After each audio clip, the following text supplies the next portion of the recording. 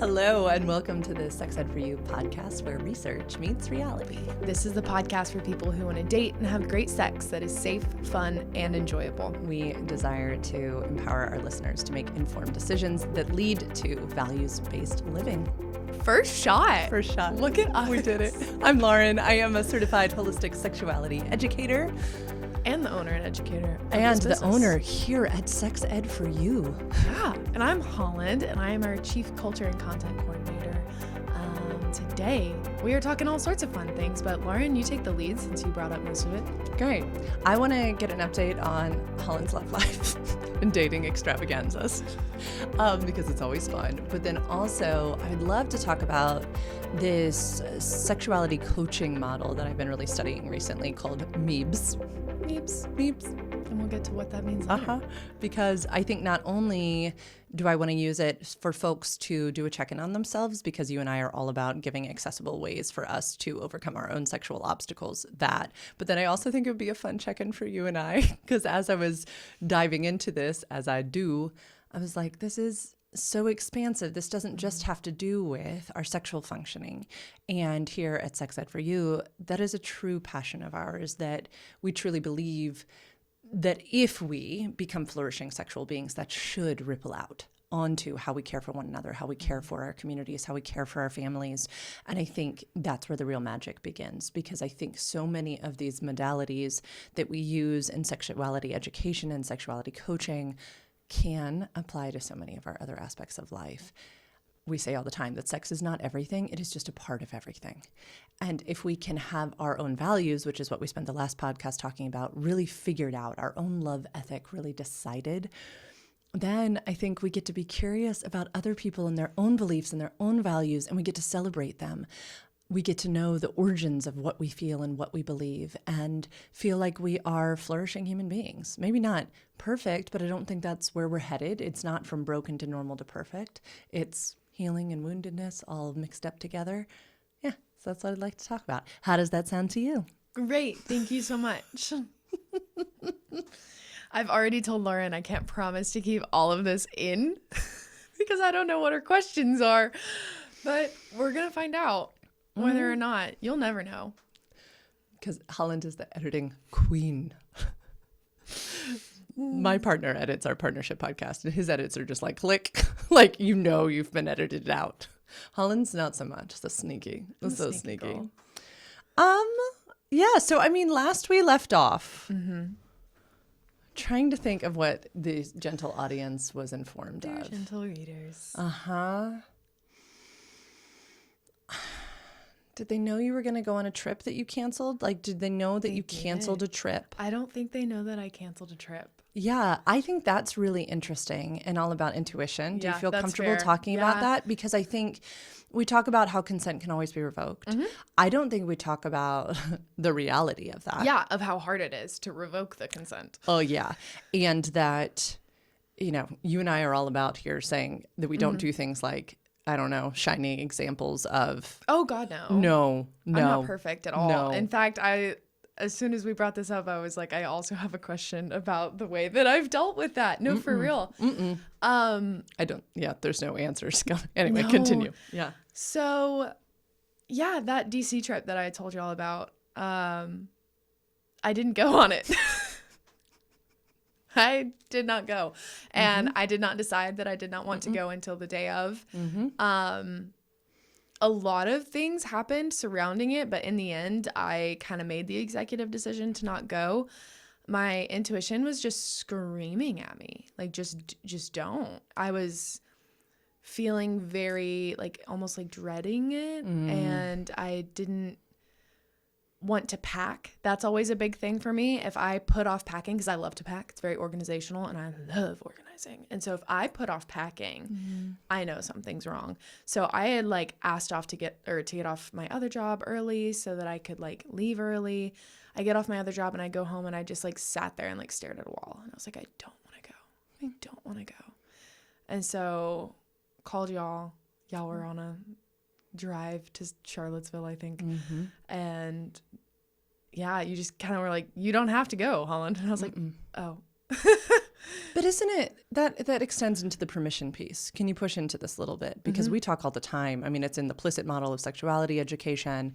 Permission is huge, and it is all up to us. Right. We're actually the ones who give ourselves permission. And yeah, that is scary because that also means we have to take responsibility for our choices. And so it's really nice to have folks in your corner, like Square Squad, we always talk about, who at least, I mean, they're not going to tell you what to do, but they are going to give you permission perhaps. And do you feel like at all that that's what you were calling to kind of like voice out, to put into the universe? Okay. Yeah, I needed to be told, like, it's okay if you don't want to go. Because the thing was, like, I had already paid for my hotel. It was non-refundable. Like, I was going to lose money. I felt horrible because I knew I was going to be like standing up this really kind and incredible human. But I was just like, I just couldn't do it. And I just needed someone to say, like, you don't have to. Because I had like kind of pigeonholed myself into thinking, well, like, you already committed, Holland. You committed. You have to go.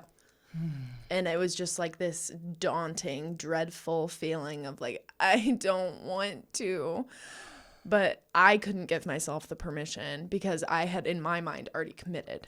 And so I do think I needed y'all to say, like, you don't have to go. And then Trey giving his, past experience with last minute cancellations. For the same reason. Can you push into it? Put sexuality educator hat on for a second from all that we've learned. Why is it actually really important that you listened to yourself in that moment? Oh, gosh. I mean, there are a myriad of reasons. I think, for one, my intuition has always been great.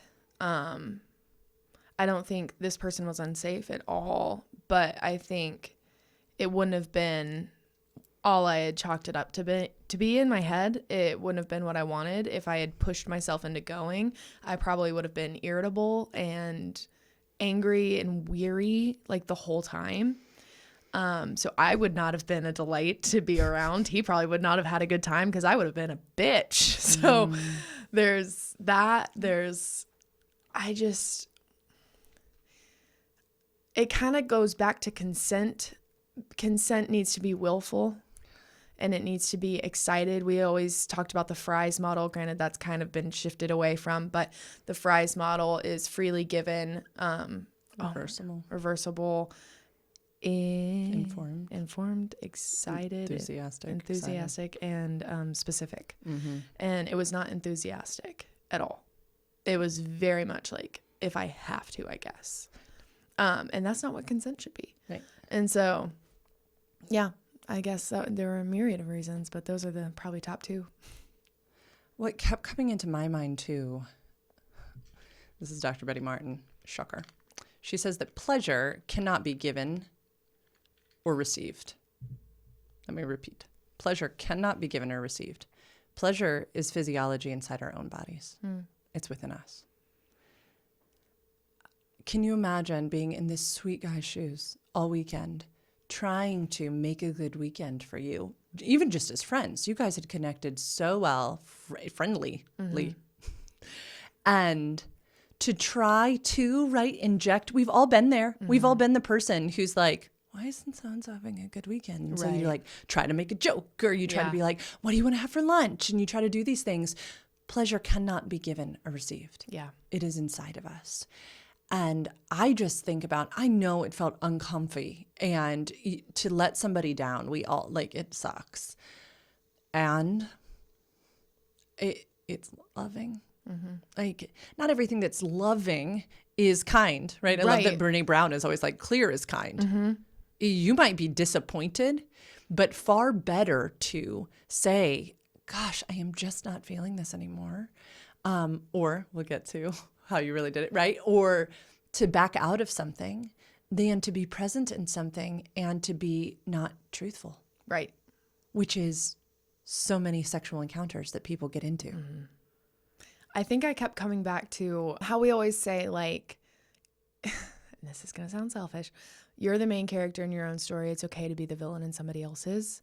Like, I was struggling because I was like, I'm going to be the villain in this story. I'm going to be like that bitch that stood him up. And I had to come to terms with, that's okay. That's better, honestly. Because then I had to put myself into, like, think of it as like a bigger story type thing, right? And I was like, well, is it not better though that I am this random bitch that stood him up one weekend than this girl that led him on for months and never met him and never really was honest with him and just kind of led him on? Like, is it not better to have been able to distance at that one time than to have like kind of drawn out the hurt, I guess? I don't know. This is how I'm rationalizing it in my head, I suppose. But it's coming to grips with the fact that we are imperfect, flawed human beings who are going to fuck up sometimes and who are going to be villains in somebody else's story is one of the most freeing things we can do. I remember when I lived in this apartment, I might have talked about this guy before. I had this gentleman who lived next to me, and he was a retired high school professor, college professor. And he would slip long letters under my door sometimes, just telling me like how proud of me he was and that I was restarting my life with my daughter. And they were never inappropriate at all. It was always like wise grandpa energy. Saw him years later and like kind of just ran into him, and he was like, "How are you doing?" And I said, "Great." And he was like, "What have you learned?" Like he just always asks these types of questions. And I said, "So-and-so, I wish I had learned this earlier, but that failure is the greatest gift."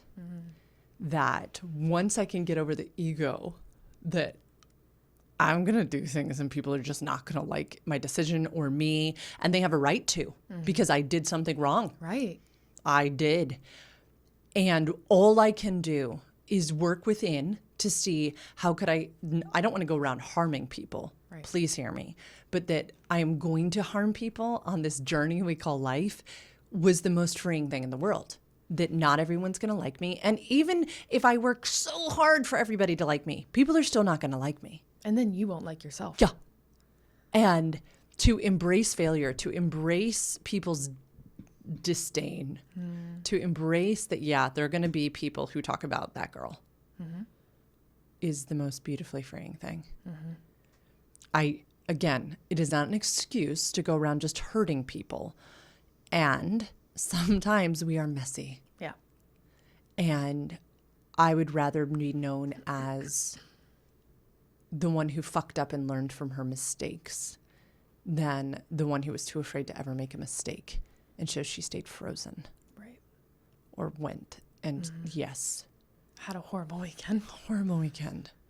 No, I told you about, because we'd all been celebrating this kind of long distance getting to know someone because that's how Trey and I met. So first of all, can never diss that. But also I was telling you that there were plenty of guys that I talked with in different places who I would talk with almost daily. Same types of things. We'd have long phone calls. We'd have long, like, whole experiences. And yet when one mentioned coming here, my whole nervous system was like, no. Yeah. And I think it was weird because I never had that full-bodied no. It was more of like it was literally just an I don't want to. And so it's hard for me when it wasn't like a no, it was a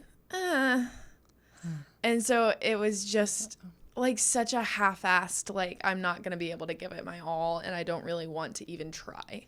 And that was like so difficult for me because if it was a full-bodied no, I probably would have had no issues changing it. It would have been so easy for me because when my body does those things, like I trust it so deeply and so much. But it wasn't that. It wasn't any sense of unsafety. It wasn't any sense of I don't want to meet him. In fact, if we ever like go up to New York, I will probably grab coffee with the guy if he still doesn't hate me.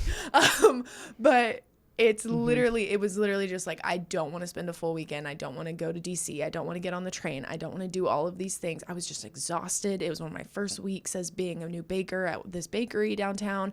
I just didn't want to. And it was more so out of exhaustion and effort and perceived needs from him that I was like, I just can't. I just don't want to. And to me, that was harder to listen to because I was like, this is your own fault. Like, you didn't sleep well last night. You didn't sleep well the night before. All of these things. I was like, this could have been avoided, I guess. No, I think that's beautiful. Because this is the stuff that not enough people talk about. That it's not all, and this is why we moved away from fries, honestly. because there wasn't enough nuance. It was good when it was clear, right? But we don't talk enough about the maybe or the not yet or the I'm not sure or the maybe. We don't talk about that because there's so much wisdom in that too, but it's harder to feel out. It is uncomfy, and the tendency is like, we'll just fake it till you make it type of stuff. And you kept mentioning that word commitment. You know, we all were probably by well-intentioned parents told to, you got to finish out your commitments. You got to finish out your commitments. I don't think that's a bad thing. I just think there's bad parts, right?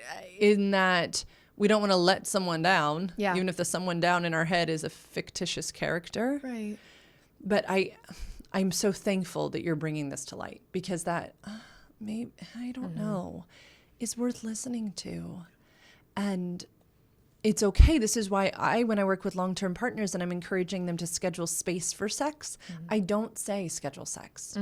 And it's interesting because I was just in a course over the weekend. She kept talking about scheduling sex. And I thought that just doesn't fit with my ethic, because schedule space to play, down for it. Schedule space to connect, down for it. Schedule space to be silly. Schedule space to be curious. Yes. Schedule space for intimacy. Right. Great. Schedule sex? Nah. Like, what if your period comes early? Like, do you set aside the time for connection just because of that? No, I'd argue that there's still rich connection to be had in there. What if you have a Holland moment and you're like, I started a new job and I really do want to connect, but can we do something silly instead? We saying this is how you will feel this weekend at 5 p.m. That's very presumptuous of us. It's so hard for me to schedule out things like that. Like, I love to schedule. Don't get me wrong. She does. I really love a schedule. But lately, I've really learned that sometimes I can schedule space, but I cannot schedule what I'm going to be like, because I am very much learning right now what my hormones do to me throughout my cycle. And like, it's so changes how I act day to day. It really makes a big impact. I mean, even last night when the guy I'm dating came over, I was just like, I did not want to immediately be like hugged or touched or held. I just wanted him to sit in the corner while I finished rearranging my room. It's like, can you like read your book over there while I do this? And we did that for like an hour and a half. I just did not want to be touched. And there are times like that where I'm just like, I'll like coexist with you, but I cannot predict what my body is going to want day to day. It's so important. It's so important. Yeah. I just have so many memories in my mind of, planning a coffee date with a friend, a month out or 2 weeks out or a week out, and then the day rolling around and thinking the last thing on earth I want to do is leave my house to get coffee or this, that, or the other thing. And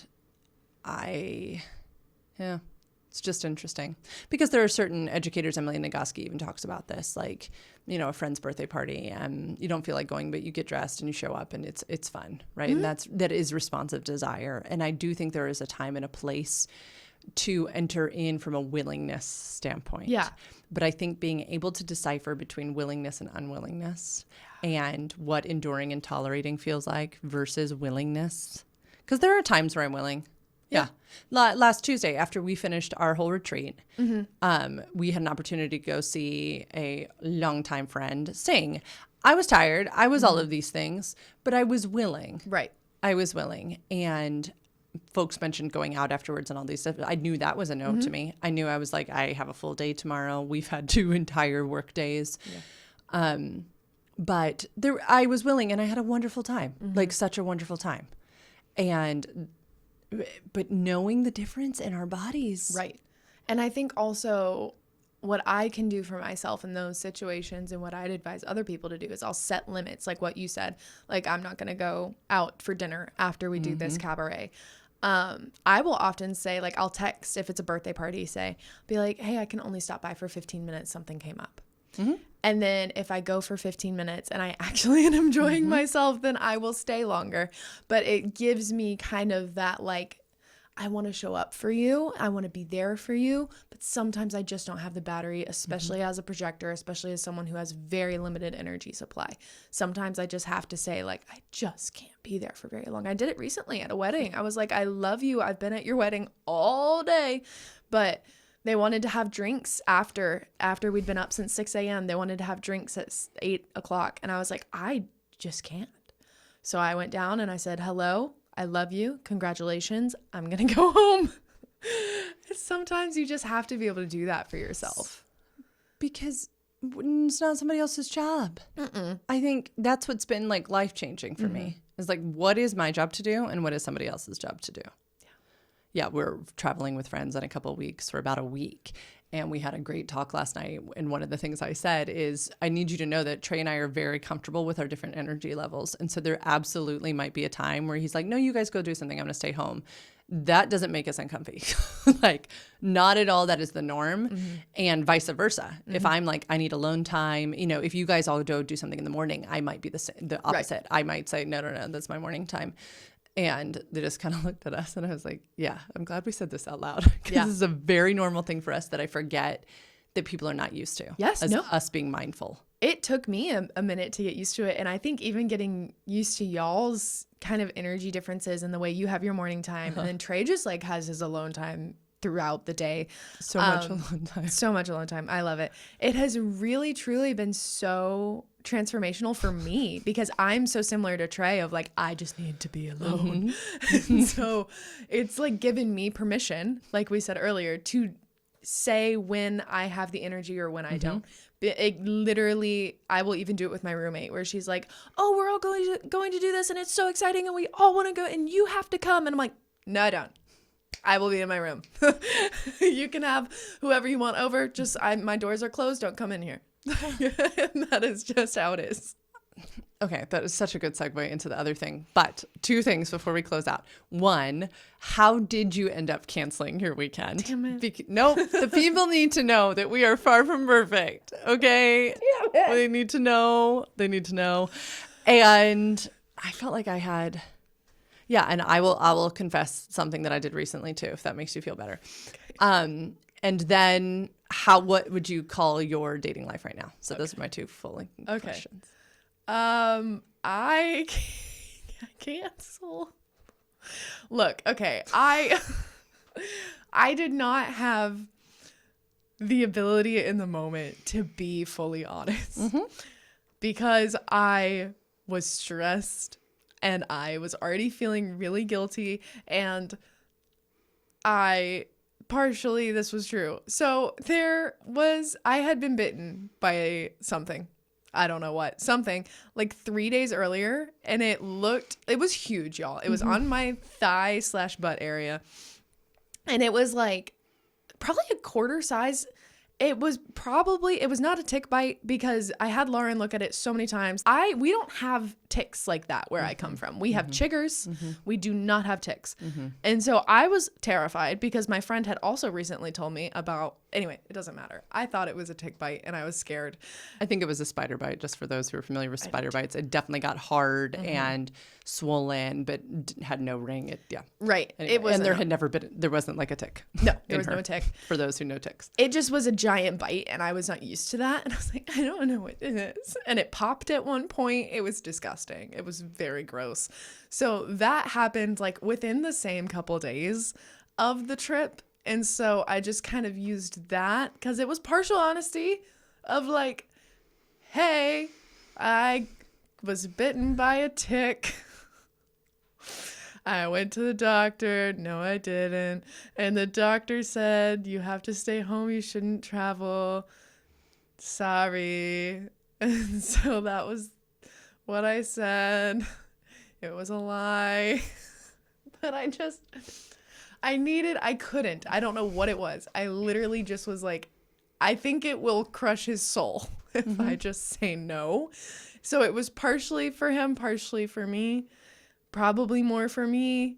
I don't know. But that is what I did. And I didn't go. And yep, that's That's the story, guys. I hope everyone feels encouraged. Damn it. Because we've all done things. Hide. They all know the story of the guy I dated for 6 weeks, and he kept saying, like, but if Trey came back, would you get back with Trey? And I was like, no. And then one day I was walking out to journal on his back deck, and what falls out of my journal? Flips upside down, like flips right side up. Photo of me and Trey. And then who should I leave him for? Trey. So listen. We do things, we learn from them. Far more important, you and I say this all the time, our own discomfort is far more important than the discomfort of others. And it's our job. It's our job. And I think it's hopefully very freeing for everybody else. You have so many tools.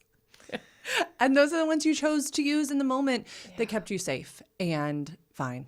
And I don't mean safe from this person. This person had never presented anything like that. But in this so much as, I don't know. What if you had listened? Maybe it would have been a train crash. I don't know. Who knows? We have to listen to those. Yeah. Okay. And then sum up your dating life now. Notice I'm trying to just kind of zoom this in. How does one sum up my dating life right now? I don't know, Lauren. I'm dating someone. We have acknowledged that it's not going to last long term because we have different foundational beliefs. He's a Christian and I am not. And I am not in the mood nor mindset to be convinced to go back because I am very much in a place of sifting through what I do believe in my own value system. And that is just something I am not interested in right now. Been there, done that kind of vibe. Mm-hmm. And if I do ever return to the faith, then it will be of my own accord. Mm-hmm. That time is not now. And so that has made it very clear that like this is not going to work long term. Mm-hmm. So we're just kind of dating, but like acknowledging, like non-exclusively, because we both acknowledge that like it would be silly to cut ourselves off to other people in the situation that we meet someone who does actually match our values.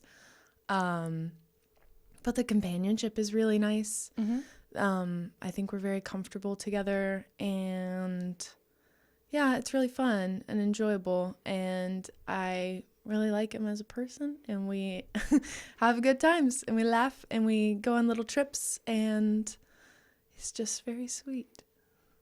I think that was a beautiful summation. Thank you. I do my best. I also know that he listens to the podcast. So that was a nice, I know. If only we could like block people for temporary times. But we will not. We will not, because that's not consensual. I think it's funny. I will say Trey calls him the sweet religious boy. Mm-hmm. And it's very entertaining because every time I talk to Trey, he's like, how's that sweet religious boy? And, I think this is just such a perfect example, is that for the amount of times that people have wondered if I am a spiritual person hater. No, not at all. And I think that people have a right to their value systems that I will do my darndest to protect and will always respect them. Can I simultaneously hold the truth that it was inside of some of those systems that the most harm was inflicted to my body? Yes. Yeah. And I will not be quiet about that. But my, oh my, if it provides value to your life, keep it.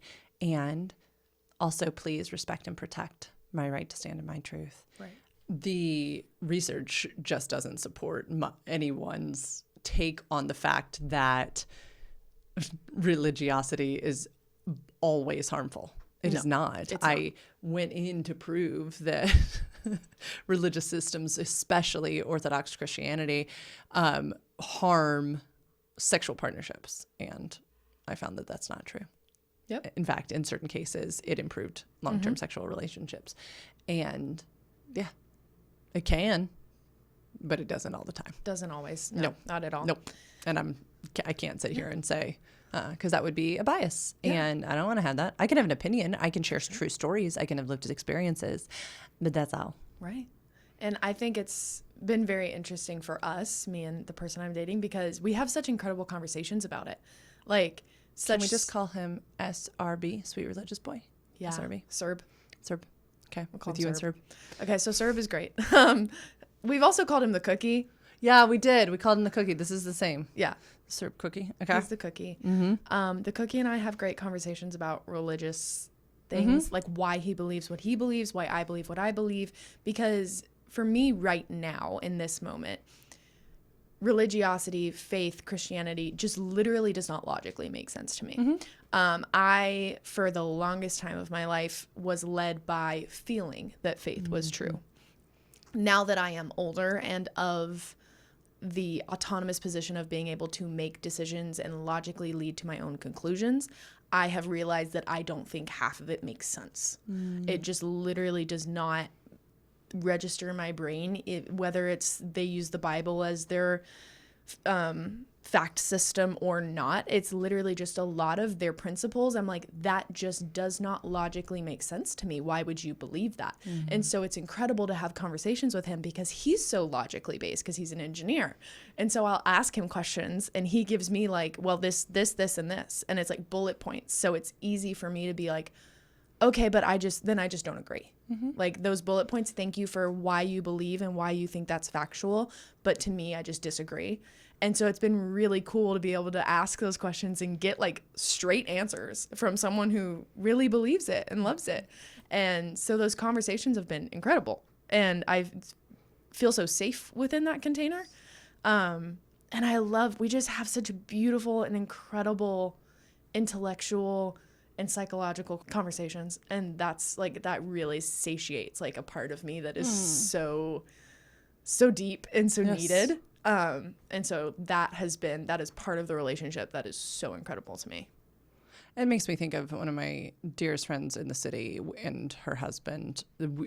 We met when we all shared the same faith, and now we don't. And we also have like these open-hearted conversations. I'm like, oh, we can have these conversations. Like, I will 100% show you the origins of my now belief system, and I'm okay with yours. Like, I don't feel threatened. But that's because of them. Right. That is because of their true hearts. Yes. That is not because of anything but the cookie's heart and these people's hearts, which is why it's so important to be open to these types of things. I was so passionate when I was leaving that, not to swing to the other side of the pendulum and just become a hateful person. I don't think that's the answer. That's not what I'm interested in. Yeah. So we'll transition. Right. We'll close out talking about this MEBES thing. MEBES. So just a modality that Dr. Patty Britton came up with, and I'm just kind of in love with it right now. So it's an acronym, and it stands, we love an acronym, for mental, emotional, body and body issues, energy, and spirituality. And I loved this because I was telling Holland that it would be such a fun check-in to be like, how are you doing mentally, emotionally, bodily, energetically, and spiritually? That's beautiful. That's like all of the things that I think she and I do naturally. But also, I just kind of wanted to throw out to Holland, why does she think that how we view sex with others, solo sex, bodies, romance, all these things, why does she think that a modality like MEBES, why is it important? You know, like, why off the top of your head? Because I love anything that's like so easy to understand that you're like, oh yeah, no, this makes sense. Yeah, I would love to hear just from you never having heard it before. Right. Because that's when something excites me. Because I'm like, when a human being, I was about to say normal, but Holland's really brilliant, so that like doesn't work. But yes, when a human being can hear it and be like, oh, interesting, right, mentally, emotionally, bodily, energetically, spiritually, I can see why these 5 components are really important to a sexual value system, to a sexual functioning, to sexual health, to sexuality. That's what gets me excited, because when we can resonate, when our bodies are like, yeah, I want those 5 check boxes to be understood and like, I don't know. So anyway, I just thought I would throw it out to you for those 2 reasons. Well, I think first it should be said that this could be applied to so much more than sexuality. I think just life in general could be enriched by using this modality to describe one's, I don't know, state of being. Because how are you MEBES? How are you MEBing? How are you MEB? Like, instead of how are you when you see somebody. Yeah. How MEB? How MEBES do you? It gives such a well-rounded picture of the human, because we are not just one component of ourselves. We never will be, never have been. So I think that really kind of attacks the human psyche from like all of the different levels, because the psyche and your state of being are never just one. You're never not going to be affected by the way your body feels. If your back is hurting, you're always going to be a little bit aware that your back is hurting. And if one of your beloveds has just passed away, you're always going to be aware of that grief that's sitting in your chest. Like, these things are constantly going to be affecting your state of being, whether you're saying it out loud or not. So it's giving whether you're asking yourself or somebody else is asking you, such a great perspective of like, what is all encompassing? Give me like an overview of what's going on inside of you. What is affecting your state of being, your way of carrying yourself right now? It's just very comprehensive. We love comprehensive here. We do. When I think of the things that get in the way of sexual flourishing for our clients, it is absolutely one, if not all five of these. And what's interesting is that sometimes folks will say, but I understand, right? Which is speaking of the mental space. Yes. Right? But I understand. And emotionally, I feel like I've done the baggage work. But they're not looking at some bodily accident or some childbirth experience or the fact that purity culture teaching, it really did a number on their pelvic floor without them knowing, right? That's a bodily issue. Or the media messaging that we get about thin, white, able bodies. That's a body issue, right? Or fast forward even more, maybe all three of those are great, but energetically, they are still dealing with old-fashioned gender roles and needing to stay committed, right? Well, I committed, and not listening to that energetic pull in their bodies that are saying, I don't want to have sex with this person. I can't tell y'all the amount of times I share, well, could we just first figure out if you like this person enough to have sex with them? Like, what if we stop thinking about how your body is malfunctioning and we back up a little bit and we see if you like them? Because this idea that we're just supposed to. No, your body is wiser than that. Yeah. So energetically. And then the spiritual component, which was kind of what we were just talking about with Cookie Serb, is that it does matter. Our spirituality, our connection to body and soul matter. And for those who've deconstructed faith, boy, oh boy, they could tell you, right? I have clients who don't follow a certain spiritual practice, but say to me, I want my sexuality to be more spiritual. I want to have a deeper spiritual practice. I think I'm over only letting erotic material stimulate me. I think I want to be good in my body. I want to learn how to masturbate in a way that celebrates my own body. That's spiritual, y'all. Like, it is beautiful. And it doesn't need to be woo-woo, but to understand, I love the Christian scripture verse that we are fearfully and wonderfully made. And to be able to delight in these bodies, I think matters. And to have a spiritual practice, even if that spiritual practice is gratitude, and in the mornings or in the afternoons, even if that spiritual practice is tarot cards or sitting with oneself and journaling, they're important. Yeah. And to leave it out, to pretend that we're not these beings with like these deeper souls, it's kind of silly. It's going to have increasing importance to different people, but yeah, I think they're cool. Right. I think different aspects obviously are going to be more important to different people of the MEBES. Isn't it just fun to say? It is very fun. It's kind of like mumps, but but not a disease that harms. It's just like this, the way the word sounds reminds me of mumps. I guess we could make one that's mumps. I'm so excited. This is random. To have a Steffi modality. Like, I'm so excited to have like my own acronym for like, As it just feels so close. It feels so I wonder if clients would be like, oh, it could be this. I wonder, if they could give it back. Because when I go through other people's modalities, there's so much of it that I'm like, oh yeah, I already do that. Yeah. And then pieces of it that I'm like, oh, that's not as important to my work. Like I've found that the way to do that is this, and this works really well for my style. So I'm like, oh, what will be my MEBES? What will the MEBES What will the of sex ed MEBES for you be? What will it be? Sappy MEBES. It's just savvy. Who knows? Yeah, I just like it. I do too. And I think it would be a fun check-in for us because I think we do it automatically. Right. But like, how are you? I think is one of the world's most weirdest questions. Yeah. Usually not great. There's usually something a little off. That's just life. And it's such like a weird, strange passing question on the street. Like, hey, how are you? Hate it so much. Why is that what we say to a random stranger? Hey, how are you? Good. And it's just like the 47 goods as you're walking past each other. No clue what that person is. I try not to say it. I still find myself saying it like, how's it going? Yeah. Or I'll say, it's so good to see you. And then I just keep walking. Even that I'm trying to change. Yeah. Because some folks it's not good to see. I will say I like that A&M has, we have our own little thing. We just say howdy.